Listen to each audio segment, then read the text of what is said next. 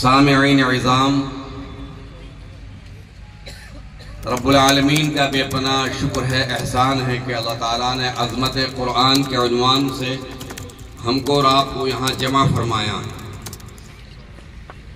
اللہ تعالیٰ ہمارے آپ کے جمع ہونے کو قبول فرمائیں اور عظمت قرآن کے اجلاس میں تشریف لانے کے ذریعہ بنے ہیں عزیز القدر مفتی محمد لقمان صاحب سلمہ اللہ تعالیٰ، جو اس ادارے کے بانیوں محتمم ہیں اور بہت فعال متحرک آدمی ہیں۔ اس کے ساتھ مفتی زاہد حسین صاحب قاسمی دامت برکاتہ العالیہ نے بہت ہی گہرائی گہرائی کے ساتھ میں روشنی ڈالی، عوام الناس اور خواص کو سب کو متنبہ کیا کہ عظمت قرآن کا مقصد کیا ہے۔ میں چونکہ مولوی یوسف صاحب نے فرمایا کہ 15 منٹ، ہم 2-4 منٹ میں ہی آپ کے سامنے مفتی صاحب کی باتوں کی تائید کرتے ہیں۔ عرض کرنے کا مطلب یہ ہے کہ آپ کو ان مدارس میں جو اکٹھا کیا جاتا ہے یہ غور کرنے کی بات ہے۔ ادارہ مدرسہ چھوٹا ہو، بڑا ہو، نیا ہو، پرانا ہو، اس کے بانی ہوں یا محتمم ہوں، ناظم تعلیمات ہوں، مدرسے کے غیر ذمہ دار ہوں، ان کو آپ کو جمع کرنے میں کتنا وقت ان کا خرچ ہوتا ہے، کتنا پیسہ خرچ ہوتا ہے، کتنے پاپڑ بیلنے پڑتے ہیں، اور پھر آپ کو یہاں جمع کرنا پڑتا ہے، پھر آپ کے کھانے کا انتظام کرنا پڑتا ہے۔ کمال یہ ہے بار بار آپ کو فون سے آپ کو متنبہ آگاہ کیا جاتا ہے کہ بھئی کل جلسہ ہے۔ اس سے آپ اندازہ لگا لیں کہ ان مدرسے والوں کی زندگی، میں بہت غور کرتا ہوں اس بات پر، پوری زندگی اسی پر ان کی تمام اور ختم ہو جاتی ہے، لیکن وہ زندگی ہے بہت مقبول انشاءاللہ۔ وہ مقبول اس معنی کر ہے کہ تمام فکر جو ہے مجموعی طور سے اللہ کے دین کی خاطر کہ اللہ کا دین دنیا میں پھیلے، باقی رہے، خدا کے دین کے بقا تحفظ کے لیے تمام تر کوششیں یہ ہوتی ہیں۔ کوئی آدمی مدرسے کے اعتبار سے اللہ کے دین کی حفاظت کرتا ہے، کوئی دعوت و تبلیغ کے اعتبار سے کرتا ہے، کوئی تشریح و تعلیف کے اعتبار سے کرتا ہے۔ غرض یہ ہے کہ بہت سارے شعبہ جات اور عبادات کے طریقے ہیں اسلام کے اندر، اور اللہ تعالیٰ جس اعتبار سے اپنے بندے کو جہاں فٹ کرنا چاہتا ہے وہ بندہ فٹ ہوتا ہے وہاں، اور جہاں جس سے کام لینا چاہتا ہے اللہ پاک کام لیتے ہیں۔ قوم کے ذمہ داروں، آپ اس بات کو سمجھو، یہ میں ذمہ داری کے ساتھ کہہ رہا ہوں، اور یہاں بڑے بڑے علماء تشریف فرما ہے، خدا نہ خواستہ ہندوستان میں دنیا میں ادارے نہ ہوئے، جن مدرسے ختم ہو جائیں گے، خدا نہ خواستہ اللہ وہ دن نہ لائے، یہ مدارس اسلامیہ اور مکاتب قرآنیہ، مراکز دینیہ خانقاہ ہیں، اگر یہ ختم ہو جائیں گے تو پھر میں سمجھتا ہوں آپ کا کوئی پرسان حال نہیں ہوگا۔ اور یہ ہوا ہے، یہ کوئی نئی بات نہیں، یہ ہوا ہے، یہ اسپین میں ہوا ہے اور بہت سی جگہ ہوا ہے۔ آپ یوٹیوب پہ سنتے بھی ہیں کہ جب بھی علماء کا اور عوام کا جوڑ ختم ہوا ہے یا مسلمانوں نے قرآن سے بے اعتنائی برتی ہے، لفظ لکھا ہوا ہے عظمت قرآن۔ دراصل بہت کچھ کہا جا سکتا ہے، لیکن چونکہ یہاں کے جو بڑے عالم دین مفتی صاحب نے بلائے ہیں، مولانا ابو طالب رحمانی صاحب دامت برکاتہ العالیہ، جو رکن مسلم پرسنل بورڈ کے رکن ہیں، اصل بیان ان کا ہوگا۔ عرض کرنے کا مطلب یہ ہے کہ جو بات میں آپ کے سامنے عرض کر رہا ہوں کہ جب بھی عوام اور مسلمانوں کے درمیان میں سے جوڑ ہٹا ہے، اتفاق نہیں رہا ہے، اسی وقت خدا کی طرف سے عذاب آیا ہے۔ آج آپ کو قرآن کی طرف، مدرسوں کی طرف متوجہ کیا جا رہا ہے کہ خدا کے واسطے قرآن کو اپنا اوڑھنا بچھونا بنا لو۔ قرآن کریم کا پڑھنے والا، پڑھانے والا، سننے والا، محبت کرنے والا، معاونین اور تعاون کرنے والا، یہ سب لوگ اللہ کے دین کی، قرآن کی حفاظت کرنے والوں میں ان کو شمار ہوگا۔ اور اگر آپ کے اندر یہ خوبی نہیں پائی جائے گی تو پھر دنیا میں بھی آپ مارے جائیں گے اور آخرت میں بھی مارے جائیں گے۔ احسان سمجھیے مدرسے والوں کا کہ آپ کو مختلف عنوان سے آپ کو جمع کیا جاتا ہے، اور آپ کے کانوں میں بات ڈالی جاتی ہے.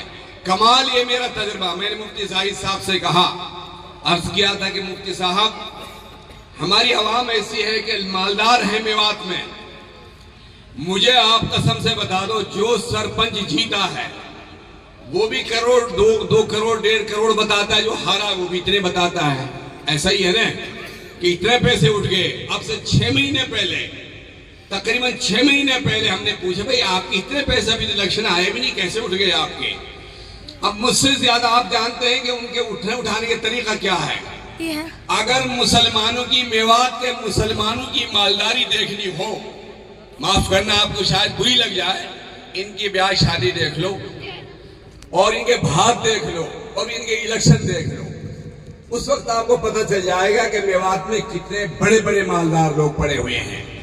اور اگر ان کا بھکاری پن آپ کو دیکھنا ہے، ان کی مفلسی دیکھنی ہے، ان کو بیچارہ کہنا ہے، ان کی مطلب یہ کہ بہت ہی ان کی اگر وہ دیکھنی ہے، غریبی دیکھنی ہے، تو مدرسہ والا ایک آواز لگا دے کہ جناب مدرسے کی چندے کے لیے میں آیا ہوں جناب، اسی وقت وہ کہہ ڈالے گا کہ بھئی میرا موقع نہیں ہے، حالات نہیں ہیں، بزنس نہیں چلی، تجارت نہیں چل رہی. کئی سال گزر جاتے ہیں، رمضان شریف کے مبارک مہینے میں مالدار لوگ اس علاقے کے رسیدیں کٹاتے ہیں اور پھر اس کو قرض نہیں سمجھتے. کئی سال گزر جاتے ہیں، میں نے کوئی مائی کے لال اکے دکے کا لاؤ نہیں دیکھا کہ وہ خود مدرسے میں یوں پیسے دینے آیا ہو. آپ کی رسید کٹی ہوئی ہے جناب عالی، معاف کرنا مجھے موت بھی آ سکتی تھی، یہ پیسے میں مدرسے ادا کرنے جا رہا ہوں، آیا ہوں. بالکل نہیں، قوم نہیں جڑی مدرسوں سے. آپ کو تو بہت کوشش سے بلایا گیا ہے یہاں. آپ یاد رکھیں اس بات کو، اگر واقعتاً اللہ سے محبت ہے، قرآن کریم کس کا کلام ہے؟ اللہ سبحانہ وتعالیٰ کا کلام ہے.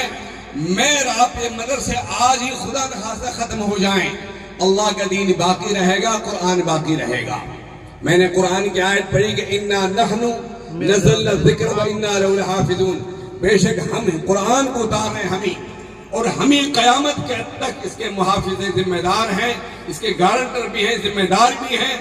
کوئی اس کو چیلنج نہیں کر سکتا، کوئی اس کے لفظ آگے پیچھے نہیں کر سکتا. سمجھے جناب عالی؟ تو آپ یہ نہ سمجھیں کہ جناب ہم اگر حفاظت کریں گے حفاظت ہوگی، نہیں، ایسا نہیں ہے. ہماری سعادت مند ہوگی، ہماری بھلائی ہوگی، اس کے علاوہ چارہ کار بھی نہیں ہے. یہ تو ہمارے لیے خوبی ہے، ہمارے لیے بھلائی ہے، ہمارے لیے سعادت مندی ہے کہ ہم قرآن سے چمٹے رہیں. میرے بھائیو سوچو سمجھو ہماری زندگیاں کہاں جا رہی ہیں. جو پیسہ آپ کا دین پر خرچ ہوگا دنیا میں وہی پیسہ آپ کا کارگر ہوگا. باقی چیزوں اگر آپ کا پیسہ خرچ ہوگا ان چیزوں پر جو شریعت مطہرہ منع کرتی ہے. آپ کو خوب پتا ہے کہ الیکشن میں کیا کیا ہوا ہے، کتنی خرافات ہوئی ہیں، اور کون مان رہا علماء کی؟ ہاں یہ تو سب کہنے سننے والی بات ہے، کوئی نہیں مانتا علماء کی.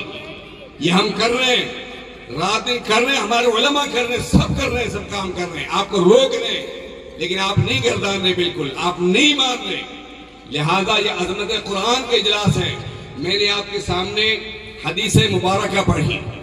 اللہ کے نبی کریم صلی اللہ علیہ وسلم جو مبارک مہینہ آنے والا ہے، رمضان شریف کا مبارک مہینہ، اس سے متعلق آپ نے فرمایا کہ دعا فرمائی، دعا کہ یہ دعا کیا کرو، اے اللہ رجب المرجب کے مہینے میں برکت عطا فرما، شعبان معظم کے مہینے میں برکت عطا فرما، اور اللہ حافظ کے ساتھ میں ہمیں رمضان تک پہنچا.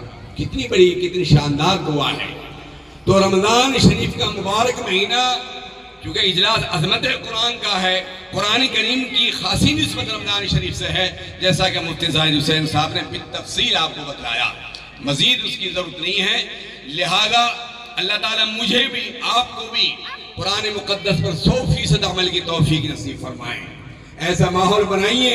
اگر آپ تاریخ پڑھیں گے ہریانہ کی، اور تاریخ پڑھیں گے آپ دلی کی، اور تاریخ پڑھیں گے ہندوستان کی، اور تاریخ پڑھیں گے پوری دنیا کی، اور قرن اول سے لے کر کے قرون اول سے لے کر کے آج تک 14ویں صدی تک جب آپ تاریخ پڑھیں گے کہ لوگوں نے قرآن کی کتنی خدمتیں انجام دی ہیں، قرآن کو کس طرح سے پھیلایا ہے، کس انداز کے ساتھ میں محبت کی ہے قرآن کریم سے. دلی میں کتنے مدرسے تھے؟ 1000 مدرسے تھے دلی میں، اور مسلمان کس طرح سے ان کو چلاتے تھے. پانی پت کا یہ حال تھا ہریانہ میں، 600 650 700 بچیاں حافظ قرآن تھی، اور جب وہ چکی پیستی تھی 4 بجے 3 بجے آٹا پیستی تھی، کئی منزلیں قرآن کی پڑھ دیا کرتی تھی۔ ایسا ماحول ہمارے گھروں کا ہونا چاہیے۔ آج ارادہ لے کے جائیں، اٹھ کے جائیں کہ انشاءاللہ سارے کاموں کو آگے پیچھے کر دیں گے، نقصان بھی ہو جائے تو کوئی پرواہ نہیں، لیکن قرآن کو نہیں چھوڑیں گے۔ آپ کے گھروں سے قرآن کی آواز آئے، آپ کے بچوں کی زبان سے قرآن کی آواز آئے، آپ کی خواتین سے قرآن کی آواز آئے، اور آپ کے مردوں سے، بوڑھوں سے، جوانوں سے۔ آپ جائیے یہاں حتیم کے پاس میں ایک گاؤں ہے گوراکسر ہلو کا، وہاں وہ کچھ بدنام سے گاؤں تھا، آج وہاں الحمدللہ سال گزشتہ کی بات بتا رہا ہوں، 350 کے قریب وہ ڈرائیور جو خالی ڈرائیوری کرتے ہیں، ڈرائیونگ کرتے ہیں، ایک لفظ نہیں جانتے تھے، نورانی قاعدے سے انہوں نے قرآن شروع کیا اور مکمل وہ قرآن پاک کے پڑھنے والے بن گئے۔ محنت کیا کچھ نہیں کر ڈالتی ہے میرے بھائیوں۔ اس لیے آپ کو چاہیے، جیسے مفتی صاحب نے کہا، ہر مسجد میں قرآن کا درس ہونا چاہیے، تنگ نظری نہیں ہونی چاہیے۔ ہم کون انکار کرتا ہے کہ فضائل اعمال مت پڑھو، منتخب احادیث مت پڑھو، لیکن درس قرآن بھی ہونے۔ حضرت جی تو کہہ گئے ابھی، جب آپ قرآن یعنی قرآن کا درس دیں گے، اس کی تفسیر پڑھیں گے، ترجمہ پڑھیں گے، تو آپ کے دل میں کتنی زبردست اس کی اہمیت اور عظمت پیدا ہوگی۔ یہ ارادہ کر کے جائیں، ہر گھر کو ایسا بنائیے، کچھ بھی ہو روزانہ ہمارے گھروں میں قرآن کی تلاوت ہونی چاہیے۔ اگر ہم کو دنیا میں عافیت کے ساتھ میں زندہ رہنا ہے، اگر قیامت کے دن خدا کے یہاں سر بلند ہونا ہے، تو قرآن کریم پر عمل کرنا ہوگا، قرآن کی تلاوت کرنی ہوگی۔ ایسی کتاب، ایسا خط جو قیامت تک کے لیے ہر انسان کے لیے آیا ہے، بار بار اس کو ریپیٹ کرنا چاہیے، بار بار پڑھنا چاہیے۔ ہماری دعا ہے کہ اللہ تعالیٰ اس ادارے کو، اس کی جڑوں کو قیامت تک جاری اور ساری فرمائے، اور اس ادارے کی تمام ضروریات اور حاجات کو، جتنے بھی ہندوستان دنیا میں مدرسے ہیں، ان کی تمام ضروریات اور حاجات کو اپنے خزانہ غیب سے پورا فرمائے۔ آپ کی تشریف آوری کو یقیناً جو ہمیں افسوس بھی ہوتا ہے، اور کہیں آپ کی قربانی کا جب ہم آپ کے مجاہدے کا ہم تجزیہ کرتے ہیں تو ہمیں رشک بھی آتا ہے کہ آپ کی قربانیاں کیا ہیں، لیکن جب آپ کے کٹ آف ہم دیکھتے ہیں مدرسوں سے اور صوبہ جات کو ہم دیکھتے ہیں، تو معاف کیجئے ہمیں پھر بہت احساس بھی ہوتا ہے۔ یہ بلڈنگ کتنے کی بنی جناب؟ 2 کروڑ کی۔ کس نے بنوائی؟ خدیجہ نے۔ یہ بلڈنگ کتنے کی بنی؟ عبد الرحمان نے بنوائی۔ کتنے کی؟ 1.5 کروڑ کی۔ ایسے صوبہ جات یہاں موجود ہیں ہندوستان میں جناب۔ یہاں ایک کٹوری 10 گالی، اور علماء سے زیادہ گالی علاقہ میوہ سے زیادہ کہیں نہیں دی جاتی، معاف کرنا، آپ کو بہت بری لگ رہی ہے بات۔ اور رمضان کا مہینہ آئے گا، آپ آزما کے دیکھ لینا، جناب علی جھوٹ بچوں سے بلواتے ہیں، یہ کہہ دو کہ میرے باپ گھر پر نہیں ہیں، سمجھے نا؟ اگر آپ کو حقیقت میں محبت ہے مدرسوں سے، علماء سے، ائمہ سے، دینداروں سے، ان مدرسوں سے، رخ بدلو، رویہ بدلو۔ اللہ تعالیٰ چلا رہے، قیامت تک چلاتے رہیں گے۔ مجھ جیسا گنہگار شیر محمد یا مفتی عثمان، لقمان صاحب، ہزاروں آ جائیں، کوئی فرق نہیں پڑتا۔ اللہ تعالیٰ اپنے دین کو قیامت تک باقی رکھیں گے، لیکن قیامت میں پوچھ لیا جائے گا آپ سے، آپ نے کتنے علماء کو ستایا۔ اللہ تعالیٰ ہمارے آپ کی حفاظت فرمائے، اور آپ کے کاروبار میں، کھیتی باڑی میں، جان مال میں برکت عطا فرمائے۔ یہی آپ سے گزارش ہے کہ رمضان کا احترام کیجئے۔ ہمارے آنے والے جو ہندوستان کے ماہرین عالم دین یہاں تشریف لا رہے ہیں، ان کا بیان کا خطاب ہوگا۔ اللہ تعالیٰ ان کی آمد کو، ان کی تشریف آری کو بے انتہا قبول فرمائے۔ حضرت مولانا کو اللہ پاک صحت کاملہ مستمر دائمہ نصیب فرمائے۔ وآخر دعوانا الحمدللہ رب العالمین۔